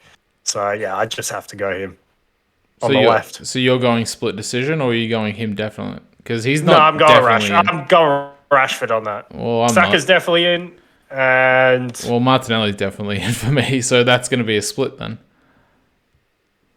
No, if we're doing it that way, I'm just saying for me, like I'm not I get Martinelli's been great, but Rashford for me has been maybe not greater, but he is more important to what Manchester United are doing than Martinelli is to what Arsenal are doing. Even though Martinelli is very important to what Arsenal are doing. He's had I'll admit he's improved his end product. So because he's scored more goals than Martinelli, but I think overall in how much they add to their team, how much they add to their team actually, like in terms of drawing in players, inviting pressure, etc. I think they're very similar in that. And as you said, yeah, that's fair. As important as Rashford is to United, Martinelli is the same to Arsenal. And it must be said, I'm not a Rashford fan, and as a footballer, I prefer watching Martinelli over Rashford. So. Yeah. But I just think being fair and to what he's meant to United on this run, I just think it would be harsh to not put him in. So he's in for me. That's a split between us. Just quickly, are we including Jesus? Yeah, I was going to ask. Are we? But then. Yeah, well, we included Casemiro, so let's include Jesus. Yeah, so are we including players that can actually play? Because then, if that's the case, we can't include Casemiro. So then it's definitely Partey. But if we're just going like this season, so the last 6 months, 7 months, United don't have a centre forward really. Hey, what are you talking about? I think this one's easy. Weghorst. It's Wout Weghorst, of course. Well, based on his See World that Cup run exploits. that created the space for Bruno in that. I will admit, I actually did He like. looked good. He did actually look good in the system. I liked how United actually played with him in the team. So that was he did a lot better than what Haaland does in terms of the build up for United. We're buried. So Eddie Nketiah is better than Erling Haaland. Wout Weghorst is better than Erling Haaland. We're just putting him in the dirt. In terms of build up play, yeah. Yeah, no, he did. I thought they used him quite well. It'll be interesting. That might be a very astute piece of business for the rest of the season because he looked a lot better than I was expecting to see him in that team. And I guess he just gets it straight away. Yeah. But yeah, I think it's probably Jesus, isn't it? I'd say so, yeah. Kind of by default. Although I think he was very good before the injury, but United just don't have a striker, and I'm not putting Nketiah above Jesus. What if not there yet. What if Nketiah scores 15 goals by the end of the season and Jesus only I scores know, 10? Although Jesus has been injured big and it reason. allowed Nketiah to come in. It could be crazy. It could be the season of Eddie. Well, you know what though? Like, you know how I was talking about, how you mentioned how the United defense might have a little bit more difficulty with Nketiah because Nketiah he involves himself in the build-up a little bit more. Nketiah also I actually think he's a little bit more trickier because he can spin off off the centre-back quicker than what Haaland can. Maybe. But Haaland's got a bigger frame to spin that Haaland uses his body more to, and his physique more to spin a defender, whereas Nketiah uses his speed and agileness to do it. So they do it in different ways. Can you imagine showing us the tape of that conversation, that 30-second clip at the start, like when we're 5 games into the season and Haaland's already on 10 goals? Can you imagine us watching that? It's like, why are we talking about Eddie Nketiah and Erling Haaland in the same sentence? What the hell is going on? Well, now that Haaland is actually in the Premier League and we watch the Premier League like every week, we can actually see his strengths and weaknesses a lot more than just watching him in the Champions League, for instance. So yeah, like I've already identified what I perceive some of his weaknesses to be. Yeah, definitely. And I think teams are seeing that as well now, especially post-World Cup. I think it's way more pronounced post-World Cup as well. Yeah, like they had a whole month to study tape on him. Okay, so going through the 11, we had Split in goal, Ben White, Saliba, Varane, Split at left back, Split in holding, Odegaard and Xhaka either side, Saka, Jesus, and not Split, but we had differing opinions on who should be the left winger. Then that means it's a split. It's a Yeah, split I guess it's a split. So do we want to add City into the mix now and see how many, because they're not getting in goal. No. We're going just on form, aren't we? Not reputation or anything. Form, yeah. Form for this season, so I guess. They're not getting in goal. They're not getting in either of the fullback positions. They're not getting in centre back. No. They're not getting in holding. Before the World Cup, probably, but not post. I don't think Rodri's been on his level that he was last season. He wasn't. He might have made the shortlist. He would have had an teams argument going into the World Cup. He would have had an but argument. he didn't make any of my teams. I don't think going into the World Cup. Well, I don't think. I think pre-World Cup, Rodri would have had an argument to be like a split for the holding role. Yeah, maybe, but I'd still put Partey and Casemiro above him. So who's Gundogan? He's not getting in over Xhaka. Not De currently. Bruyne, yeah. Obviously, you have a question with De Bruyne. I know you think, and he has been a little bit off form in recent weeks, but particularly after the World Cup. But let's not forget he did start the season like a house on fire. I think he's leading the assist chart by a fair few actually at the moment. I think so anyway. He was killing it. So he obviously has a debate against Odegaard, but the way Odegaard's playing is a debate. You're not going to say De Bruyne is in clearly. It would have to be a split, if anything. Yeah, it's not. Yeah, it's not a clear decision. And also, Odegaard's chipping in with goals. I think he's the leading goal scorer for Arsenal in the league. Yeah, he's finally doing that, and I've been on him to improve that early in the season, and he's scoring goals now. So that's a great sign for you guys. And Yeah, it's to be expected because he's so young as well. He's 23. Just because he's wearing the captain's armband doesn't it blinds you to the fact that he's so young. It's crazy. So when we think about it, City, the only position that they're getting a player definitely in the team is up front. yeah, with Haaland. This is Manchester City, the team who were meant to run away with it this season, the team who we thought would run away with it early in the season. What a mental place we're in now. Yeah, And like they only have one other who can be in a conversation to be in it. It's just Haaland and De Bruyne. Crazy. would you have thrown Foden in? But Foden hasn't been really in the team the last He's been couple of weeks. terrible this season. He's been really bad this season. Post World And Cup, Guardiola's yeah, been using him weird as well. Leading into the He World was, Cup. he was good. He was good at the start of the Yeah. season when him and Haaland were doing bits. You're right. I did forget that. So, yeah, if it was at that point, yeah, I'd have an argument for him, but not recently. No way. Yeah, so it's mostly a team that's dominated by Arsenal, and rightly so, considering they're at the top of the table. Even United have clearly more players in the team than City. Yeah, even that. Yeah, because City can't displace for centre back. They can't even get an argument at the moment. They can't get an argument to have Edison over De Gea or Ramsdale. Yeah, or even the fullbacks as well. And you'd expect the fullbacks to get in with Walker and Cancelo, but based on form, no, I'd have Ben White over Walker. Yep, definitely. I think if Walker could at least string games together, maybe he'd get into the argument. But the drop-off of Cancelo is the bigger one for me because he's one going into the season, you'd say, definitely. He'll be the best fullback out of everyone you present me, left and right back for Arsenal and United. But he hasn't been close to the level. Yeah, it's an interesting one as to why he hasn't been at that level. There's got to be a story. I think there's a story there, isn't there? Yeah, but you mentioned he got dropped for Portugal as well, and that's an even bigger question as to why.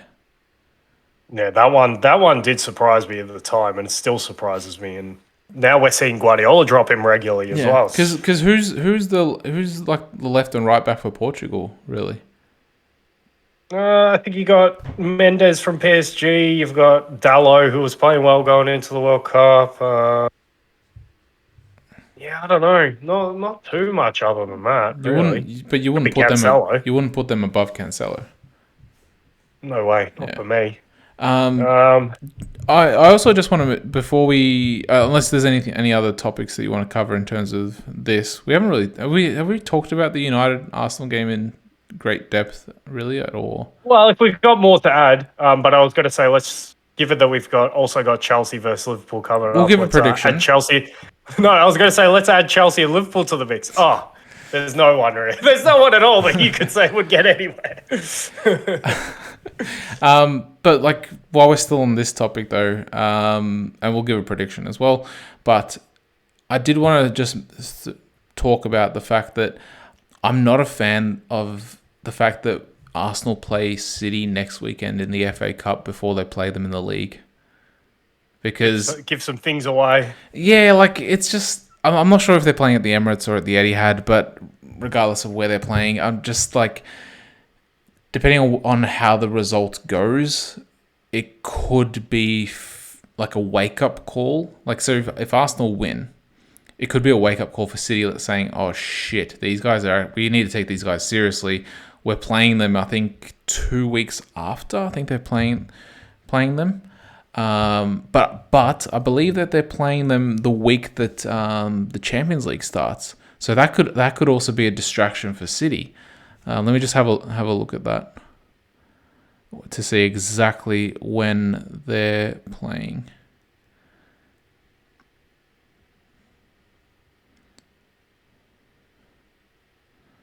Silence. Hang on. February 15th. Well, that lines up with about when the champ. I don't know when, because they split up the round of 16. February They do, 15th is. It's a Wednesday, so I think they must be playing the second week on the 22nd, I'm guessing, or on the 21st. So, yeah. But it'll be around that time, obviously. yeah. So there might be distraction there or whatever. yeah, but like, I just don't like that we're playing them in the FA Cup first. But I will say it gives Arteta and the coaching staff more chances to look at City, see them up close and personal, and I think City have far more question marks than Arsenal at this point. yeah. So maybe it could just be the complete reverse where you can see and you can start to expose areas of City that are weak.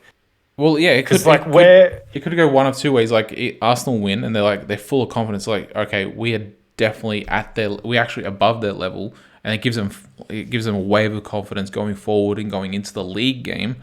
Or they lose that, and then they go, okay, we were complacent here. We need to get a grip of ourselves. This is where we need to improve on to actually beat them. And you know what? I've said it a couple of times. We should have beaten them at the Emirates last season.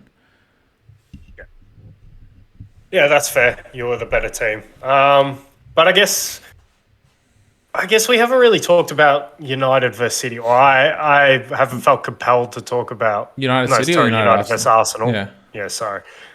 Because Casemiro is missing. I almost put this as nearly a no contest without Casemiro in there. Honestly, I can't see how United can get anything out of this game going to a rejuvenated Emirates where Arsenal are setting a centurion pace and playing easily the best football in the Premier League. And they're going there without the guy who just fills in so many gaps for you and answers so many or solves so many problems for you. And you have to replace him with someone who's nowhere near that level, whether it be Fred, McTominay, or both. I can't see United even picking up.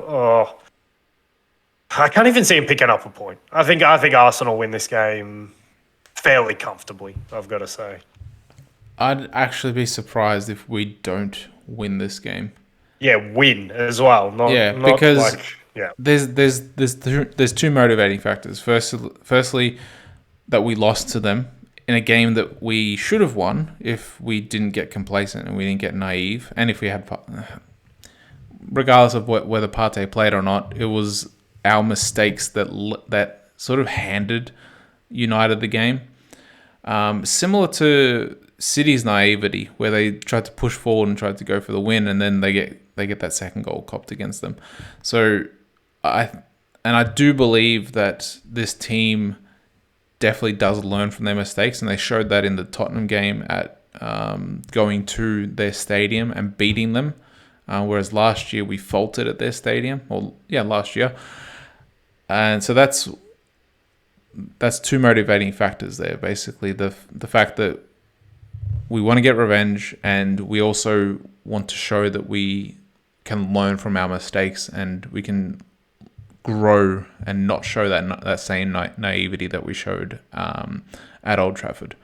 And also we're playing at home, so it's actually a third motivating factor. So yeah. Well, four motivating factors. We want to extend that lead on City. Again, we want to restore it back to 8 points instead of 5. And no shortage of motivation, that's for sure. And if this game was at Old Trafford, I would not be saying it with as much confidence that Arsenal are going to win. But the fact this game's at the Emirates, I think that just seals it for me that Arsenal should win this game. I'm still looking forward to seeing it, but. Yeah, nowhere near as the spectacle I think it would have been had Casemiro been available for this game. It would have been a lot closer of a game. I think it would have been more similar to the Newcastle game that Arsenal just played, in the fact of like the gaps being closed up.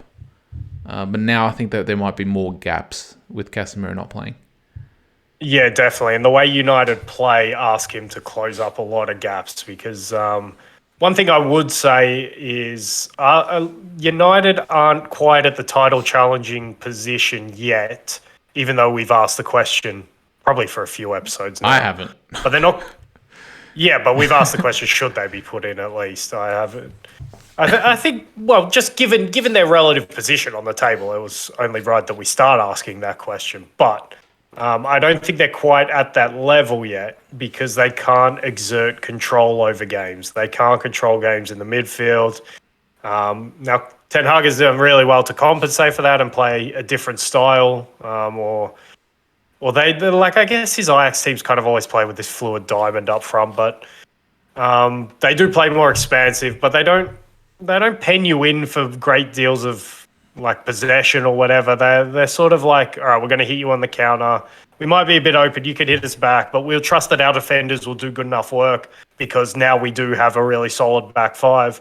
And then we'll just keep trying to play the game a little bit more open. So to go to the next level, it was one, that ruthlessness, and two, a little bit more control on the game, probably add another midfielder who can help them do that eventually. But yeah, this game in isolation, I see Arsenal win it. With Casemiro, I could have seen more results possible, but I only see one result possible with him missing. So, and I guess we should probably touch on what on paper should be just as exciting a game, but I think we know damn well it's not. Well, it might be more exciting because there might be just terrible defending that we can witness in this game. But who do you think's been the bigger disappointment? Has it been Chelsea or has it been Liverpool this season? Probably Liverpool.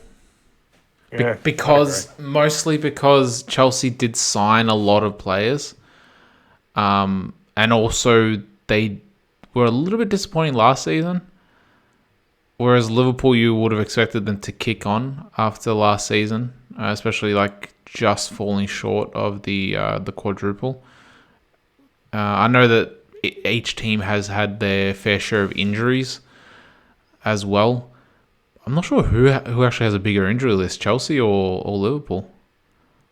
Chelsea Probably a bigger injury list, but Liverpool I think have more important players injured. I wouldn't even go there, especially when you look at the top name on the Chelsea injury list, which it has been all season, Reece James. I see that, I'm just like, well, geez. Well, you guys have Van Dijk now injured. I know he hasn't played fantastically this season, but I was gonna say like we have this Van Dijk, but it's still Van Dijk. It's still like he's still your best defender, even if it is this Van Dijk. I will go along with that, and probably for this game, because big games you still cling on to the hope that maybe he can be Van Dijk again. Maybe he could be like at least 90% of what he was, particularly in big games. So we don't even have that possibility to cling on to. But I guess a more pertinent question for right now is, if either team loses this game, are they just done in the top four race? Are they completely out of it? At this stage of the season, only just past halfway. Let me have a look. Where the hell is Chelsea? Chelsea. You're both on the same amount of points. Let's not forget Tottenham lost this morning as well, but Tottenham are fifth. Yeah. So now we're looking at Newcastle. So you're both on 28. Chelsea have one more game than you guys. So let's just, I don't know who that game in hand that you guys have is against. But let's just say you win it. That takes you up to 31 points. So two points behind Tottenham and another game in hand, because Tottenham have played 20, you guys have only played 18. So if you guys win those two games that you need to, you actually go above Tottenham. But like I said, Tottenham are only fifth. I know. That's not where we need to be. But it still closes that gap. I know that Newcastle have played 19, you guys have played 18. So if you were to win this game, that brings you up to 31. So you're 7 points behind Newcastle. Which, look, at this point in the season, I don't know. It's really difficult to say, like, out of both you guys, because like you look at the teams above you, like Brentford. Can they keep on going in this sort of form? Brentford and Fulham, I'm not necessarily too scared of. Brighton as well. Yeah, so that means that you guys should leapfrog them eventually to sixth, and you expect Chelsea to leapfrog them eventually to sixth as well at a minimum. I don't think this game is necessarily like the be all end all. If it was like, if this was say fixture like game day 35 and you guys are where you are right now, 35 for sure. Yeah. But even but I would even go 28 if there was only 10 games left after this game and we still had that gap. And obviously that would mean Newcastle was still performing to this level up until here as well. I would say even at that point this would be be all. And I'm not going to say, but we're getting close for these two teams in particular to, hey, let's see it. If we don't see it soon, top four is off the cards for both of these teams. I'd say it's more important for Chelsea just because they have a game over you guys. And it's at Anfield as well, isn't it? Yeah, so that's not good for them. But Leeds can go there and win, so they've got a good chance to go there and win. This is just a battle of who's the more desperate. And It could be fun to watch for that aspect in the poor defending, but the football played is not going to be on the same level as Arsenal versus United. Even United without Casemiro, because they're just at least playing with confidence right now, which is a big thing that we've seen from United after. So I don't think this game deserves too much. It could just be a bit of a crap. Yeah, it doesn't deserve much hype, and it could just be a bit of a crapshoot on the day as well. Who's the less shit? So who knows? Well, like, would Chelsea have a new signing to unveil? So, of course, that's a little bit exciting. Yeah, so we get to see how he's gonna play in the Premier League. I'm not sure if speaking of signing, I'm not sure if Trossard actually signed for Arsenal or not because I haven't been on checking any updates or anything like that the whole day. In the morning, apparently he was in advance. They were in advanced talks to sign Trossard, but yeah, like. I don't know. I think Chelsea are actually in a worse spot than you guys.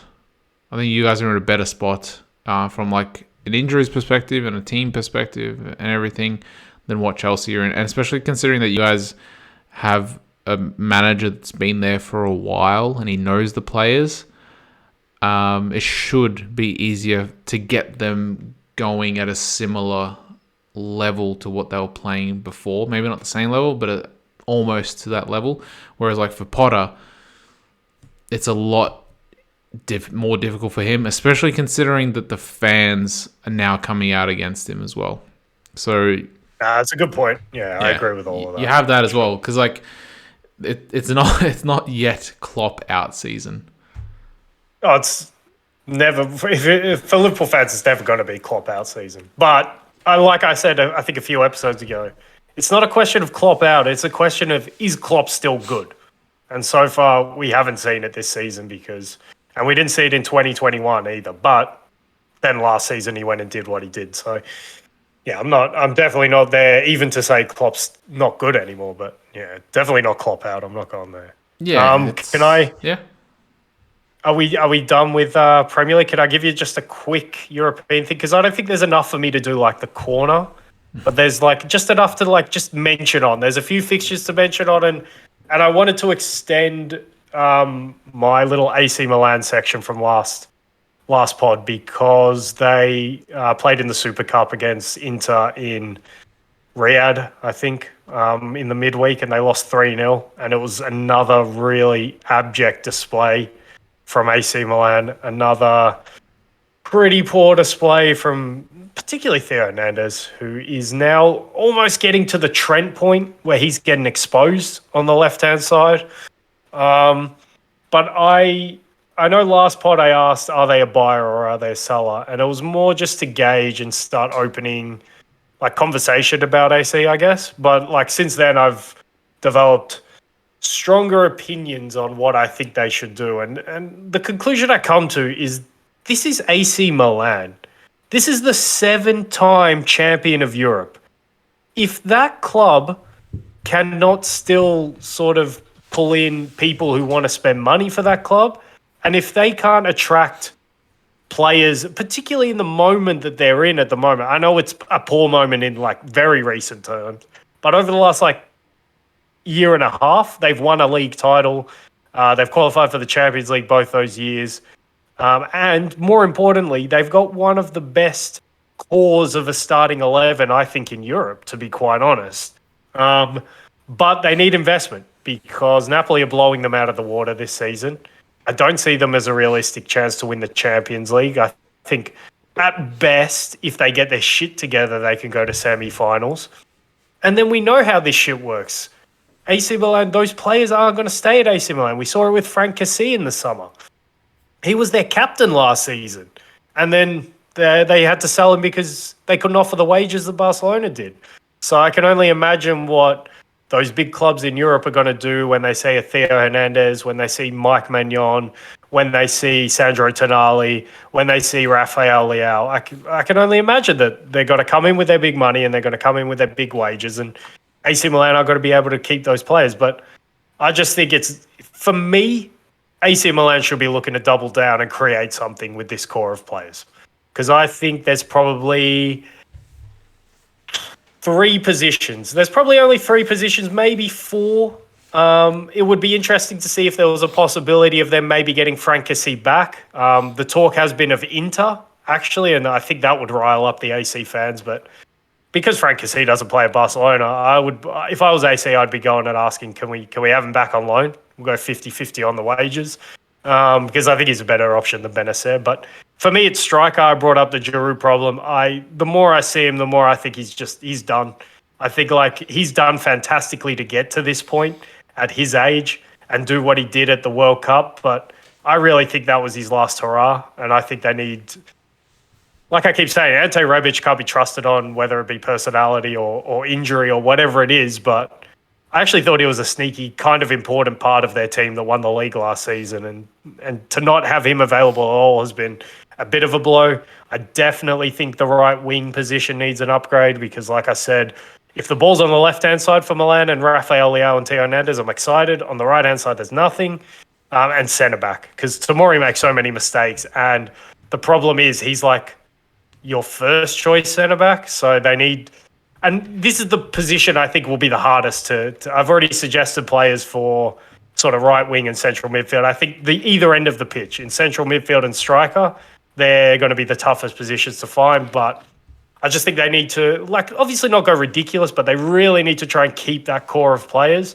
And they need to add and convince that core of players that they can go somewhere and be Milan again and challenge for Champions Leagues again. Because, like I said, it's the second most winning club in Champions League / European Cup history. And they still can't have enough pull to keep a core together and build on it. I just think that will be really disappointing from a football fan's perspective because I want to see them build together. I want to see Rafael Leao and Theo Hernandez keep tearing it up on the left wing because it's so much fun to watch. Oh, another signing they might need to look at is maybe a left back so that they can play Theo in a more advanced role and protect him a little bit. But yeah, for me, I passionately feel it now. I think they should be looking to keep that together and build on it because I don't want to just keep seeing all these players go to City, Bayern, Real Madrid, Barcelona, even Liverpool now you could throw in that mix, PSG. I don't want to see all these players just going to the same places. So I would love to see something, yeah. You know what? I just remembered this. I think they will be a selling club for the next couple of years. Yeah, I think... You know why? The reality is... Yeah, go on. Well, have a stab as to why. They're going to be spending a lot of money. They're going to be splitting. They're going to be splitting the cost with the Inter Milan, but it's still going to be an expensive stadium. So yeah, look at the other teams that have built new stadiums, and like Tottenham, they built a whole new stadium, and they haven't really been able to progress past that Pochettino team. That's pretty much Pochettino's team. Add 1 or 2 or 3 players, really. Yeah. So maybe I think that's a good point, and I think the reality is they will be a seller, as disappointed as they'll be. So now I guess in Italy the question becomes, can Napoli keep everyone together and keep building on what they have? Can they have a 3 to 4 to 5 year domination period? They can in Italy if they keep this core together, but it will be hard. It won't be hard January because it's nearly over as well. But it might be hard in the summer, particularly Victor Osimhen and players like that, I think. But I hope they do. I just really hope someone in Italy keeps it together because I think I've had so much fun watching Serie A. And on that point, I guess the fixtures that we're looking out for this weekend is Juve at home to Atalanta, I believe. Only 3 points between these two teams, and Atalanta sit, I believe, sixth in the table. So for all of our talk about Juve's 8 wins in a row, not conceding a goal, if they lose this game, Atalanta are level on points with them again. And this hopefully will be a question of the immovable object versus the irresistible force, because Atalanta put 8 past Salernitana last weekend, and we know Atalanta under Gasperini have the ability to play free-flowing, attacking football. That defense still worries me. I don't know why Palomino starts in the heart of that defense when Demirel was having such a good season up until this point. I don't know why they've gone back to that. Particularly after the World Cup, Atalanta in defense have looked terrible. But they scored 8 goals last weekend. So this will be a tasty tie, and so will Lazio against that aforementioned team, Milan, because I believe it's only 4 points between them. Lazio currently just outside the top 4. And if Milan add another big loss, obviously they drew with Roma in really bad fashion. They drew with Lecce on a really dark night, and then they lost to Inter in this Super Cup.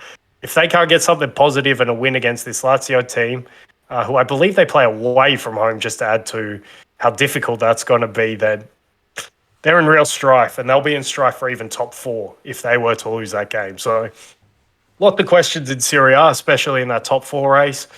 And then Spain doesn't really have much, because I think the only game I'm really looking for there is Real versus Athletic Bilbao. But Athletic Bilbao have been really bad in recent weeks, as I keep saying. So I don't know how exciting that will be. I'm excited, obviously, to see how the teams in contention for top 4 do, because that race is totting up. But if Sociedad keep rolling, then they'll just roll to top 4, because I think it's a 7-point gap or whatever it is at this present moment. I think Betis might have a game in hand for playing the Super Cup, though.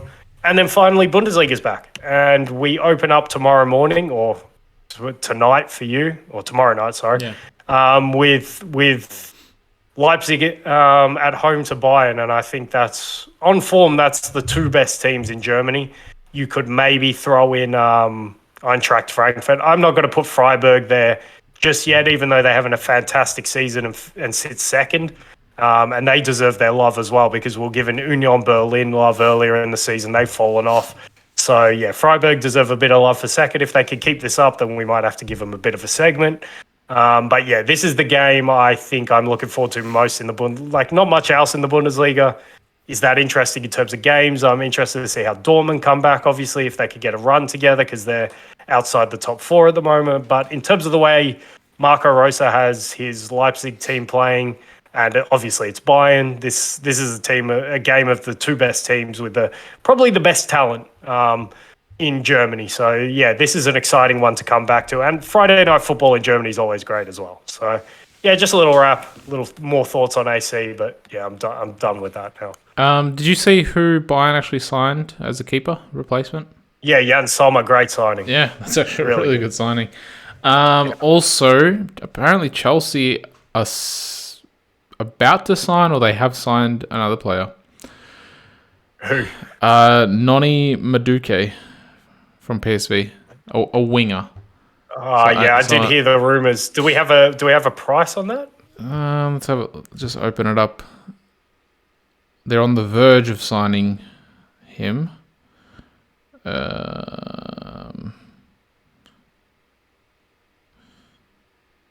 Chelsea believed to have offered 35 million plus add-ons. Jesus Christ! And he'll get a 10-year contract. Yeah, you know what I actually saw, heard them mention on TalkSport.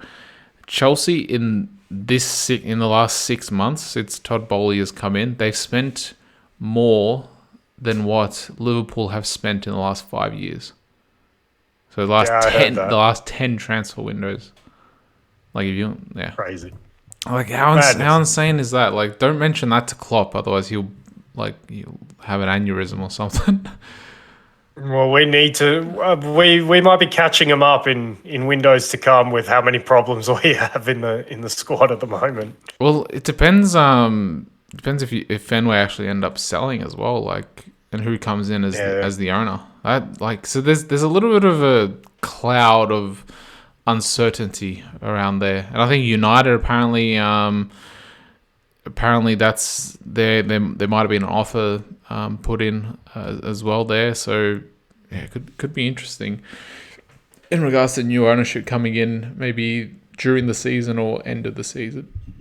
But yeah, Trossard still isn't confirmed, but apparently it's very close. But then Chelsea will end up signing him anyway, because Chelsea just use Arsenal's scouts to sign their players. But yeah, other than that, yeah, no other updates really. It's been a bit of a quiet transfer window, I will say. Actually. Well, it is. Well, one, it's post World Cup, and two, is January. January is generally quieter than what summer is. So it'll be summer's always a more interesting one. Definitely. Yeah. Anything else to add before we wrap it up? No, I think I'm good with where we've left it. All right. Well, to all our listeners, thanks for tuning in. Hopefully we drop your comments. Yeah, drop your comments. Share the video. Let us know what you disagree with, what you agree with. Yeah, and again, if you bring up a good question as well. If the question's good, then we're gonna answer that. Let us know what you think of like the sin bin and like players having time out for serious injuries or more serious injuries as well. Like that'd be interesting in terms of what changes can be brought to the game that could positively impact the game. Yeah. So yeah, everyone, thanks for coming and bye for now.